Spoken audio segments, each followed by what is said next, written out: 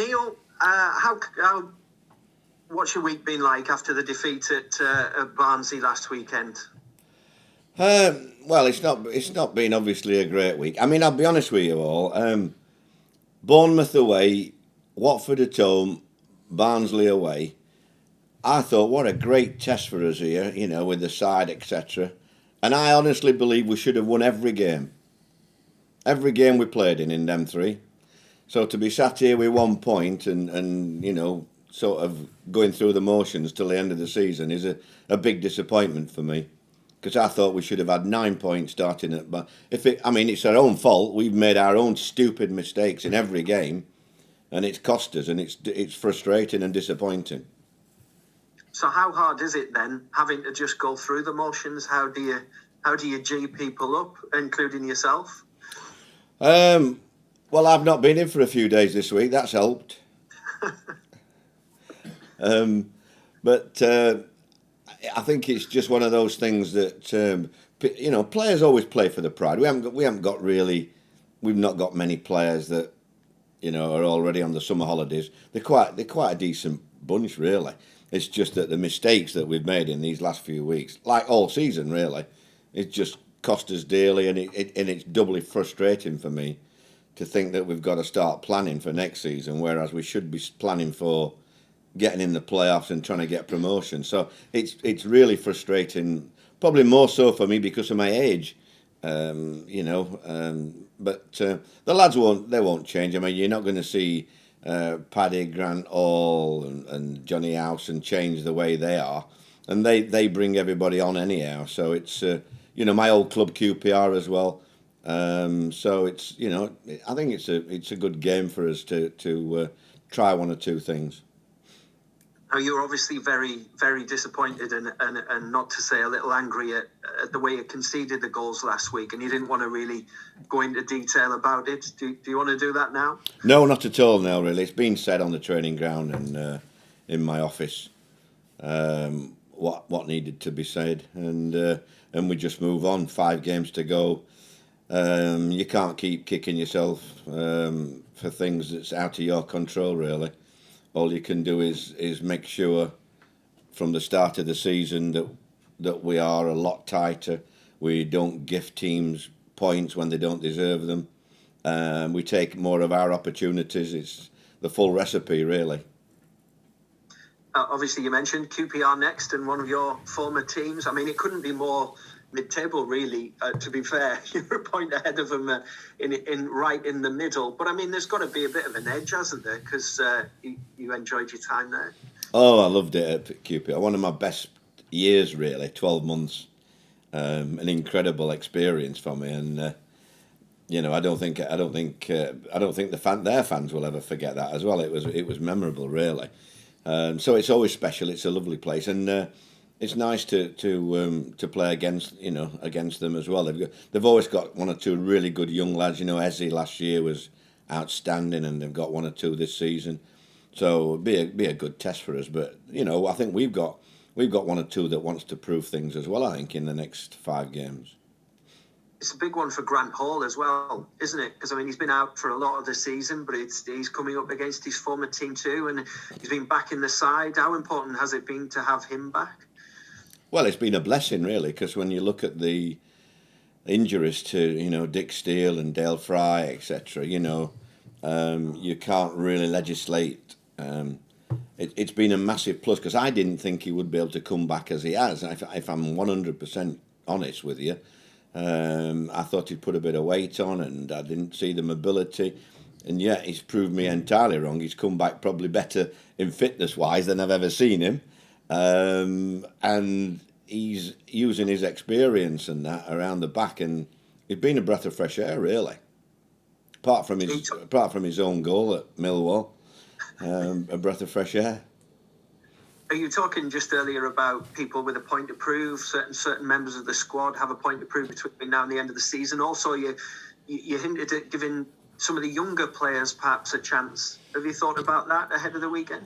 Not really, not at the minute. I think, there will always be one. I think Josh Coburn obviously will get an opportunity before the end of the season. I don't think he'll start any games. I think he's one to come on for half an hour in certain games and let's have a look how he is. I don't want to rush any of the lads at the minute. I don't think there's, you're doing it for the sake of doing it. I don't think, we give Hayden a game in the cup, and he did quite well. I think he understood the difference.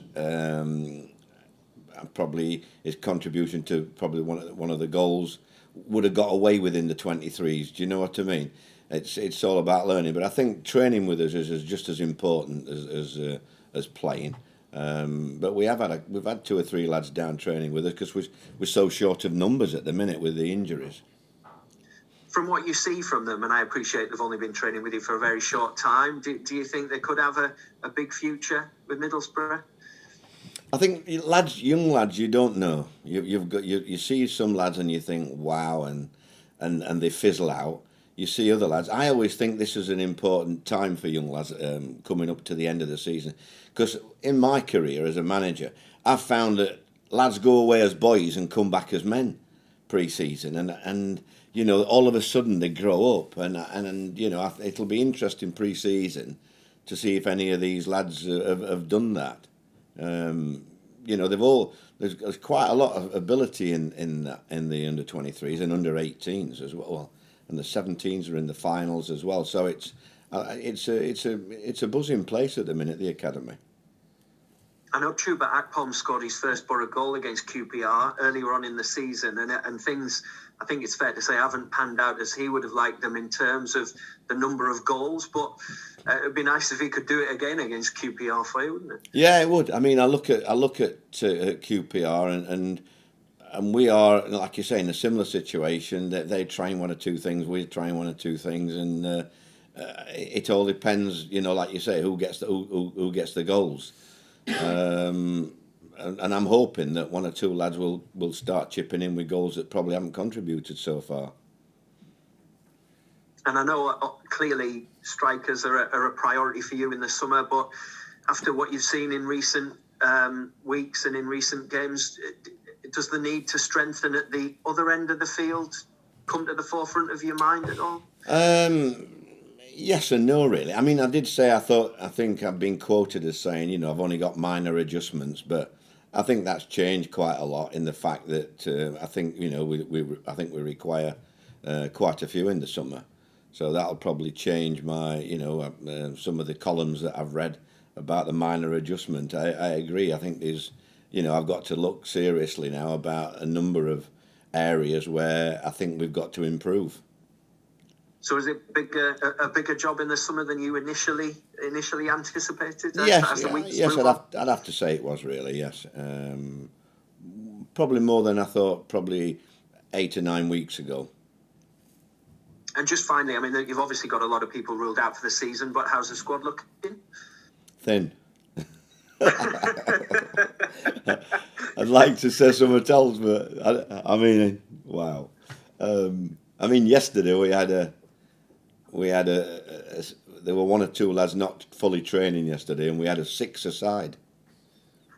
I mean, at the championship level, it's that we're a bit thin on the ground, to say the least. Well, best of luck with it. Thank you very much, Sin. We talk about sometimes in football momentum, and of course you had the momentum of staying up last season, taking into the start of this season. Even though it's kind of so-called nothing to play for, do you think the momentum that you can gain, you could then take into next season? Well, I just think that we've got to try and finish as high as we can. I'm not in that camp where let's get it over with and do this, that, and the other. I want to see a level of performance from some of the players that I haven't probably seen in the last few games. 1 or 2 have disappointed me, and it's up to them to show me, not just for the next few games, but that they want to be part of what we're trying to build for next season. And in that sense, and because the players know you're going to be around next season, I suppose perhaps although promotion might be off the table, their place in your thoughts is still to play for, isn't it? Absolutely, yeah. I don't think I've ever shied away from telling them what my disappointments were this last few months, because I really feel aggrieved that we're not in the top 6, even with the squad that we've got and the numbers and I just feel that we've just shot ourselves in the foot. So it's one of those that I want them to get as many results between now and the end of the season and finish as high as we can, and then look to change the squad and then come back pre-season ready to go.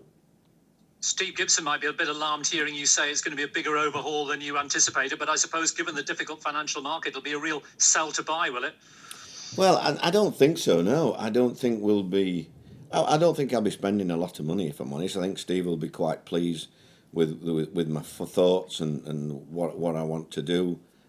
He's totally behind everything I've said. I talk to him regularly, and he knows what I'm looking for and how disappointed I am that this season sort of just trickled to an end.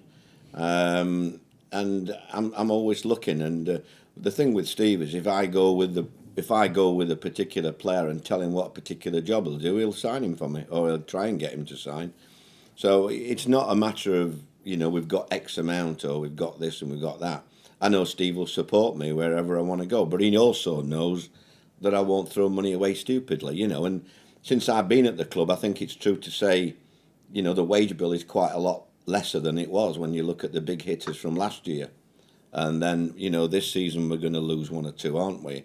It's, I think in the circumstances, I think we've cut our cloth accordingly as best we can, but still want to get success, and I want to try and prove that it's not the biggest wage bill that gets you success.